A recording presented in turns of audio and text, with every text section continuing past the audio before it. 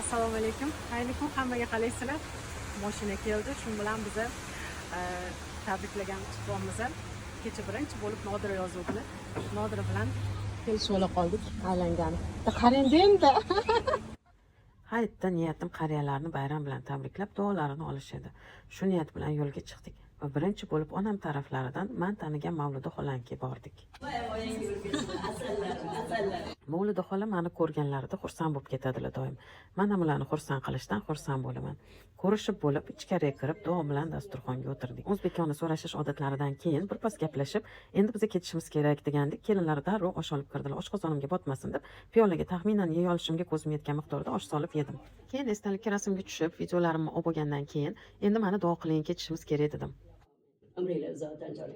Ketishimizdan xafa bo'lib, mayli, mashina kutayotgan bo'lsa hech narsa deyolmayman deb uzun duo qildilar, lekin videoni qisqaroq qilib qo'ydim. Duo qismidan kesib tashladim. Sizlar zerikib qolmasligingiz uchun. Baribir boshqacha fayzli o'z-o'zini o'zbekcha xonadonlar dedimda, chiqayotganda qo'lini videosini olib oldim.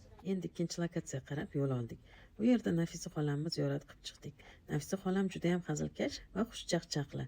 Kayfiyatlarimizni ko'taruvchi suhbat qurdik. Keyin ularni ham duolarini olib, 3-lokatsiya tomon yo'l oldik. Eshikda bizani Dilnoza kenayim kutib oldilar. Quyuqqina so'rashib bo'lib, ichkariga kirdik. Yana bir fayzli xonadonlardan biri deydik ochiqchasi. Hovliga layk bosishning ilojisi bo'lsa edi, aynan shu hovliga layk bosib qo'yardim. Ichkarida esa Muqaddas xolam o'zlarining duolari bilan kutib oldilar. Behisob shukrona qilamiz. O'zi g'oyibidan haloldan rizq nasibalari o'zini hammalarni Allohim yetkazsin. Ya'ni shunaqa yillarga, kunlarga hamma bag'ri butunlikda diydor shirinlikda ko'rishlik nasib qilsin. Hammalarni Allohim bergan o'g'il qizlaringlar rohatlardan rohatli ko'rib, sizlarni ham Alloh baytlariga qayta chaqirsin. Hammalar bitta gruppada, musaffo gruppada boringlar. Shirin diydorlashuv so'ngrasi hovlida esdalikka rasmga tushib, bu hovlidan ham ayrildik. Navbatdagi manzilimiz esa shifoxona edi. Inson bir-biriga mehr berishi uchun qoni qo'shilgan qarindosh bo'lish shart emas ekan.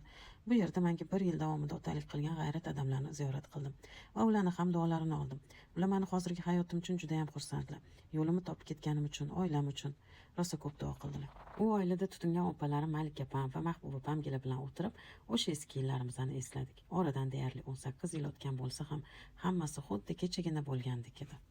Boylarga boshqa umring uzun bo'lsin. Rizqing nasibali bo'lsin. O'shqaningni qo'sha ham hamisha xursandchilik. Duo olish mazza deydi, bir xayol qilganim shu yerda. Keyingi manzilda Mahfuza opamni ko'rib chiqdim. Kulsili quyoshda yorishib ketadigan opam bilan ham suhbatlashib, soatlar kech bo'lganini sezmabmiz.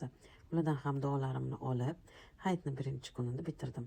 Keyingi kunida esa Ra'no xolam va Zikrullo amakimni ziyorat qilgani bordik. Ularni ham juda ham hurmat qilaman, yaxshi ko'raman. Va ularga uzoq umr ko'rishlarini duo qilib so'rab qolaman har doim. Bir dasturxon ustida shirin suhbat qurib, Qo'llaringizni rohatini ko'ring, to'ylar qiling, to'ylaringizda xizmat qiling. hayitni ikkinchi kunni ham bitirdim, lekin mazza qildim. Duo olish baribir boshqacha. Sizlar ham duolarimdasizlar. Allohimga omonatlarim.